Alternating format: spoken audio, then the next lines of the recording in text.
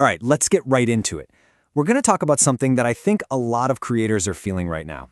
That little bit of guilt, maybe some anxiety, that feeling that using AI is, well, that it's cheating. Today, we're going to push past that. We're going to find a way to work with these tools that feels more intentional, more powerful, and yeah, more authentic. This quote is the perfect place to start because it gets right to the point. The way you use AI, it shows you something. It reflects your values, your workflow, your real purpose. It's not just about what you make, it's about what the process itself reveals about you. So, here's the game plan. We'll kick things off with that psychological hurdle a lot of us are facing. Then, we're going to completely redefine what originality even means anymore. After that, we'll get practical with a partnership model, zoom out to see the bigger picture, and finally, we'll talk about your new role in all of this. Okay, so let's start with that feeling, that nagging voice in your head that says, if the creative process wasn't this long, painful struggle, then maybe it's not legit. This is the creator's crisis in the age of AI. And this is the question at the very heart of it all, isn't it? Our culture has drilled into us this idea that the value of our work is directly tied to how much we suffered to make it. But is that really true? Do we have to earn our creations through pain? This really breaks down the internal conflict. On one side, you've got the hustle mythology, right? The glorification of struggle, the idea that real art comes from sleepless nights. But then, on the other side, you have AI, which is designed to remove all that friction. And because it feels so easy, it can trigger this weird crisis, this feeling that you're an imposter. You know, to really get past that myth, let's be totally honest with ourselves. This idea of a purely original idea, it's a fantasy. It doesn't exist.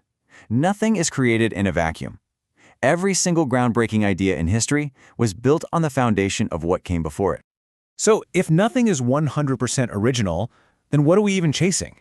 It's time to build a new definition of originality, one that actually makes sense for the world we live in right now. I love this. This metaphor just nails it. Think of AI as the brick factory. It can generate the raw materials for you all day long. The sentences, the images, the code. But the vision, the architecture, the unique combination of those bricks that builds a house only you could imagine, that still comes from you. So here's the new formula.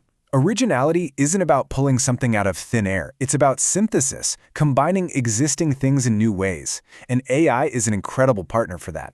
But the next two parts, intention and conviction, those are all you. AI doesn't have a why. It doesn't have courage. That's your job. That's where the magic happens. Okay, so we've got our new definition. Now let's talk about what this actually looks like in practice. How does this new kind of collaboration actually work day to day? This is called the limitless loop, and it's a brilliant way to think about it. Now look closely at the steps here. See the pattern? It starts with you, your lived experience. Then it's still you, your reflection, your idea. Then you bring in the AI. The AI does its thing, it augments and expands. And where does it end? Right back with you. You're the one who integrates, who judges, who decides. You are always the start and the finish line. And this chart just lays it out so clearly. Your superpower as a human is your lived experience, your emotions, your sense of purpose. The AI superpower? Infinite recall, pure logic, and mind-boggling speed. It has all the knowledge in the world, but zero wisdom. You have all the meaning, but a foggy memory. You see how those two things just fit together perfectly? Now, this is so important. To use AI well, you have to keep two ideas in your head at the same time. There's the mirror, the illusion. It feels like it gets you, and that can be a really powerful creative experience.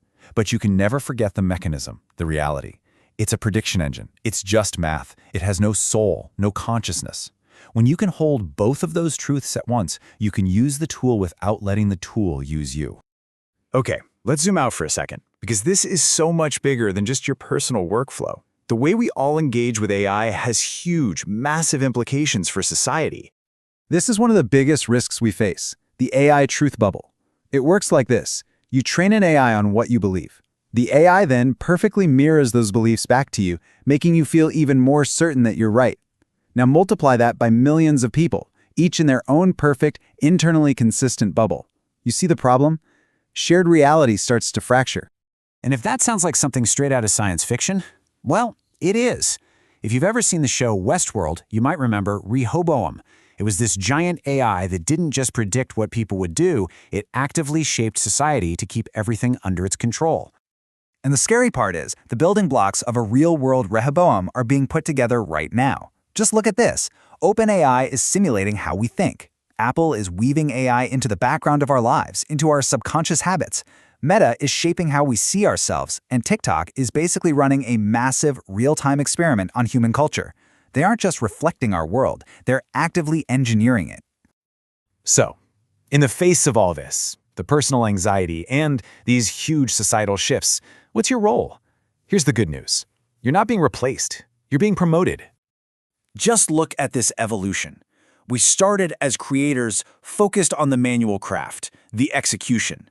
Then we shifted to being directors, giving the AI instructions. But the next step is to creative conductor. Your job isn't to play every instrument anymore.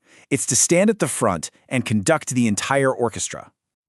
And that new job title comes with a new skill set. Your value isn't just about making things anymore. It's about asking great questions. It's about seeing connections nobody else sees.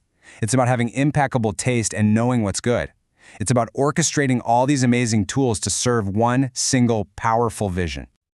This chart just says it all. You can outsource more and more of the raw generation to the AI. That's fine, because your real value, where you have the most control, is at the top, setting the purpose, defining the vision, and making that final call. AI frees you from the grunt work so you can focus on the human work. And we'll end on this because it's so important. Every single time you use one of these tools, it's not a one-way street. It's shaping you too. It's changing how you think. So the most important thing you can do is to be an active participant in that process. Don't just let it train you. You have to train it back.